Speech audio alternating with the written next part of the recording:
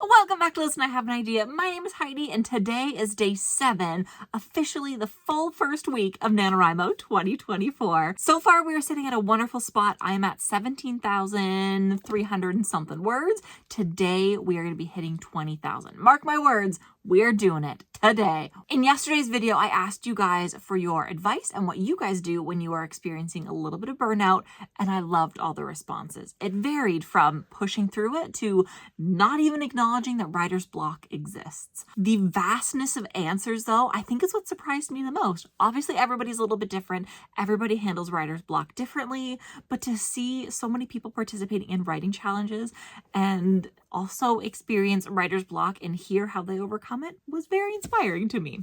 Today, since we're talking about being inspired, I'm going to be sharing with you the inspirations for the 3 stories that I'm working on so far for NaNoWriMo ASAP, the version of what I'm calling it because I'm trying to get this sucker done as soon as possible. Let's start off with a project that I haven't even touched yet, but was always going to be the main project I was going to be working on for NaNoWriMo this year, and that is to finish up Paging Dr. Lonely, which is the project I've been working on for the past 2 NaNoWriMos.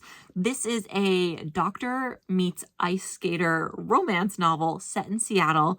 It is very much inspired by Grey's Anatomy. What has kept me inspired for that story is a lot of other contemporary romance novels that are in and around the STEM field, but also good romance novels that have lots of banter, a lot of dialogue, things that I've been really getting into and can easily read in one sitting. Any novel by Hannah Bonamy. I have 3 of her novels. We have Out on a Limb, which is her most recent novel. She does have another one coming out soon, though. We have Next to You and Next of Kin. Next to You is my favorite, and actually all 3 of these ones are signed. I ended up going to one of her meet and greets and book signings this summer, and she was so lovely. She gave out little postcards as well with the fan art from the books and little stickers, and I have to say, her novels are just such a fun read. Next, we have Campus Crush. Campus Crush is kind of a mix of 2 different inspirations. The first is Meg Cabot's Heather Wells series. The main character, Heather Wells, is a reformed pop star now running a dormitory at the NYU campus, and then she solves some murders on top of that. So murder mystery, dormitory living. We're not going with murder mystery in Campus Crush, though. The second inspiration is very weird. It's the movie Why Him with James Franco and Zoe Dutch. Not the whole movie, just the very end part where they don't, spoiler alert, they don't end up getting engaged at the end, but he does end up helping her family's business pivot and thrive that way. I know that sounds really weird, but one of the plot twists in Campus Crush will be one of the characters helping out the other character's family and the family business. I'm not going to say which character. If it ever gets published or I ever release this novel, you'll probably be able to figure out which one it is. But that being said, it's still a small little inspiration. You're going to start sensing a theme when I mention the next book, and that is going to be for my new murder mystery that I've started plotting this year. And it is solely inspired on the Mediator Series, also by Meg Cabot. Can you tell I am a fan of Meg Cabot? This, as you can see, this is a very, very well-loved paperback collection. I read this series so frequently. Like, these spines are cracked for a reason because it's just so good. It's about a girl and a ghost, and they fall in love and solve some murders along the way. If anything ever happens to me, my house burns down, this series is coming with me. These 6 books. That's it. They're not signed. They mean everything to me. To throw you off even more, I want to talk about the last series that I have worked on in NaNoWriMo, and that is my Star series. I have worked on 2 books in that series.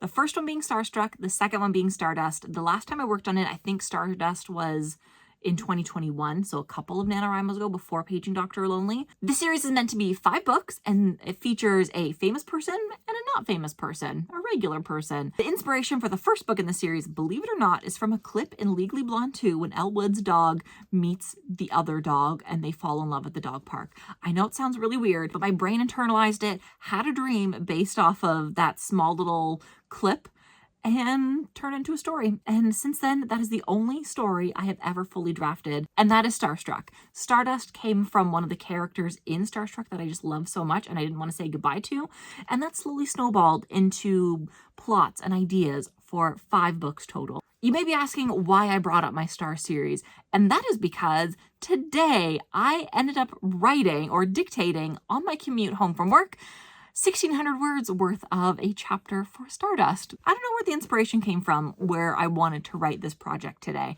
It just happened. I had an idea. I decided, let's roll with it.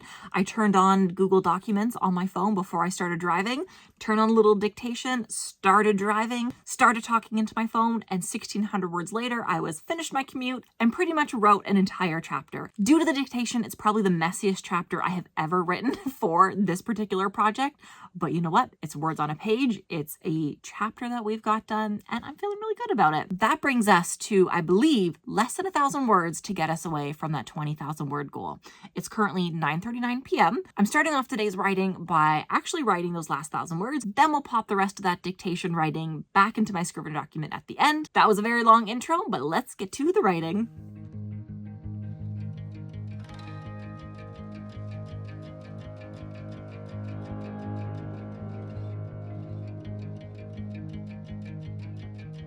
It's 10:25 and I have a predicament.